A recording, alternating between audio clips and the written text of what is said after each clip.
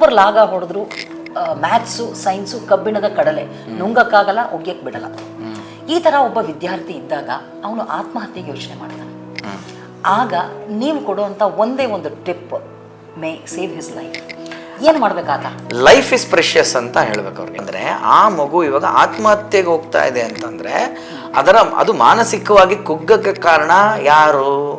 ಮೇಷ್ಟ್ರಾಗ್ಬೋದು, ಕ್ಲಾಸಲ್ಲಿ ಅವಮಾನಗಳಾಗ್ಬೋದು, ಪಕ್ಕ ಕೂತ್ಕೊಳ್ಳೋ ಸ್ಟೂಡೆಂಟ್ಸ್ ಮಧ್ಯೆ ಕಂಪ್ಯಾರಿಸನ್ಸ್ ಆಗ್ಬೋದು, ಪಕ್ಕದ ಮನೆ ಆಂಟಿ ಇರ್ಬೋದು, ಪೇರೆಂಟ್ಸ್.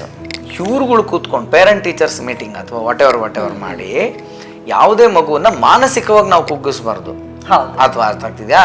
ಅದಕ್ಕೆ ಜೀವನದ ಭಯ ನೀವು ಬರೆಸ್ದಾಗ ಏನಾಗುತ್ತೆ, ಅದಕ್ಕೆ ತಿಳ್ಕೊಂಡಿರೋದೇನು, the dead end is the suffering is ನಾನೇ ಅಂತ ಅಂದಮೇಲೆ my end is suffering end ಅಂತ.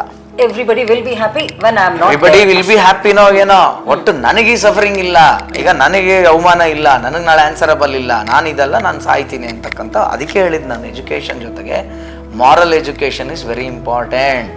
ಗೋ to the root, talk to the parents, talk to the principal. ಇದೊಂದು ಅಭಿಯಾನ ಆಗ್ಬೇಕು ಎಲ್ಲ ಸ್ಕೂಲಲ್ಲೂ. So there is no comparison.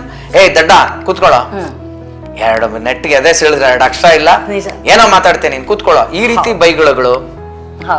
Okay, ಅವನಲ್ಲಿ ಓದಕ್ ಆಗ್ತಾ ಇಲ್ಲ, ಬಟ್ ಅವ್ನು ಬೇರೆ ಏನೋ ಪೊಟೆನ್ಷಿಯಲ್ ಇರ್ಬೋದು. ಅದನ್ನ ಟ್ಯಾಪ್ ಮಾಡೋಂಥ ಟೀಚರ್ ಇರಬೇಕು, ಟ್ಯಾಪ್ ಮಾಡೋ ಪೇರೆಂಟ್ಸ್ ಇರಬೇಕು. ಕರೆಕ್ಟ್.